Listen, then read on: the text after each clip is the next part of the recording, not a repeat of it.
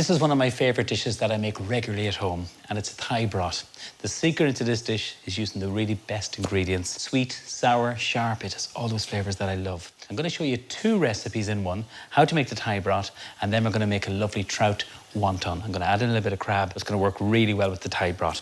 So we'll talk about the ingredients. This is the Thai ginger. So I'm just going to open this out, hold it either side, and it's very different to fresh ginger, totally different. It's fresh, it's fragrant, it's more citrusy.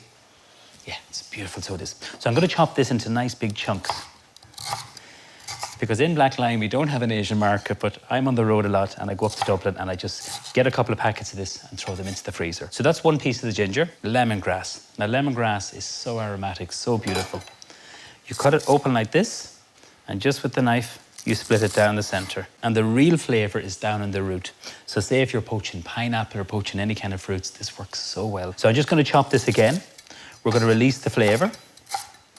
This is a really important ingredient in this recipe, and these are called carf lime leaves. You can get them dried, but someone once told me that they lose 50% of their flavour when they're dried. So if you're poaching any kind of fruits or berries or even making fresh fruit salad, throw a couple of them in. And them are chilies. Now you need to be careful because these are the bird's eye chilies. Now in Thailand, they would eat chilies like we would eat a banana. They love chilies. So just be careful of that. I'm going to put in 2 of these small chilies. I have a saucepan here and it's just vegetable stock. You can use chicken stock or vegetable stock. So I'm going to get all my ingredients and put them in there.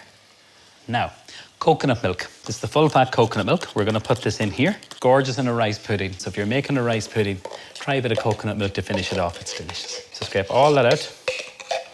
And then we're just going to whisk this. So I'm going to leave the whisk in there. We need to add more ingredients into this. Palm sugar, some nam pla. Now, in Thai cooking, they don't use salt. What they use is nam pla, and it's fermented fish sauce. 3 large spoonfuls of this. And then you can readjust it. If you think it's a little bit sweet, because we're going to add in the sugar now, you can add more lime juice. So that's 3 of those in there. I'm going to put in a spoonful of tomato puree. It's going to give a nice bit of colour. Some sweet chilli sauce, and then our brown sugar. So this is the palm sugar. Whisk all this together. Now, to cut through that, we need lime. Just love the smell of lemongrass, lime, all those flavours. Now, so that's bubbling away. I'm going to let that just infuse there. I'm going to talk about our wontons. And what I've done is made a very simple trout mousse. So this is goat's bridge trout. So what I did, skinless, boneless, blend up a little bit of trout, a little bit of egg yolk, and then a little bit of cream in there. Touch of salt and nothing else. But now we're going to give it extra flavour. We're going to put in some white crab meat. So this is some beautiful brown crab. It's cooked. And then we're going to put in some chives, chop them nice and fine, and then a little bit of basil. Now you can tear the basil, which I'm going to do, just put it in straight away. And then stir this right through. In the food processor, I made the mousse. And the reason why I didn't want to put the crab in is I wanted the texture from the crab, the smoothness and the beautiful flavour from the trout. These are the wonton wrappers over here. They're like an Asian pasta, so they are. A little bit of egg yolk, a little bit of milk, and we're going to make a little triangle shape. So just one corner. Using a pastry brush, it makes it much easier.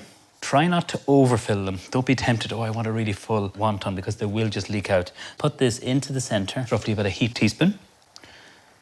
Now, just using this here, you press nice and gently, you fold it over, and then we have a lovely little wonton like that. So that's what we have. So we'll do the same again. You could, of course, make your own fresh pasta and do the exact same thing I'm doing. And of course, in Italy, they would call that a ravioli. So bring it to the point, and then turn it, twist it, and press it. Boiling water. Good pinch of salt, and then we're literally going to poach them. You can steam them, I think they're better done like this, and keep the water rapidly boiling. These will take about 2 or 3 minutes, thereabouts. So while they're on cooking, I'll put the lid back on. It'll just speed up the cooking process. We're going to taste our Thai broth. Oh, that's gorgeous. It's kind of warming, it's delicious, it's sweet and sour. It's just so good. So in Thailand, when they serve this, they serve everything like, you know, the galanga, the lime leaf, all that, but we usually pass it through a sieve.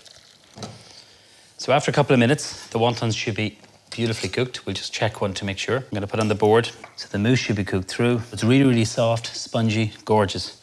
And that is the crab, and you can see that, the texture from the crab. With this, we're going to serve some pak choi. Put the pak choi into the same water, and we're just going to wilt this. It's a lovely oriental green. Using the slotted spoon, just push that down. So you're going to have the crunch of the pak choi and the lovely softness of the wonton. Now we're going to blend this, just using a little hand blender.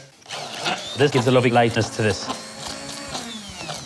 So we're ready to serve up. So first of all, our pak choi. So that's it wilted there. See, if I put that straight into the bowl, the water's all gonna run, and that's not what I want. So if you wanted to make these wontons ahead, you'd blanch them like I did, put them into iced water, store them in the fridge, and then simply steam them or warm them through in some boiling water. Gonna get my bowl. The first thing we do is the pak choi. So arrange this.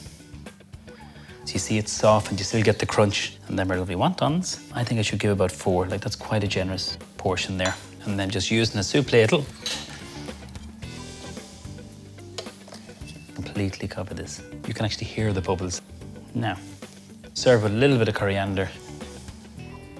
It's vibrant, it's fresh, full of flavour. Those lovely Thai flavours that are sweet and sour, a little bit of chilli.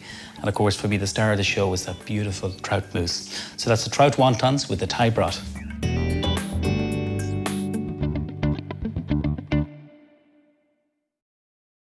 Irish seafood. Easy to prepare and easy to cook. For everyday meals.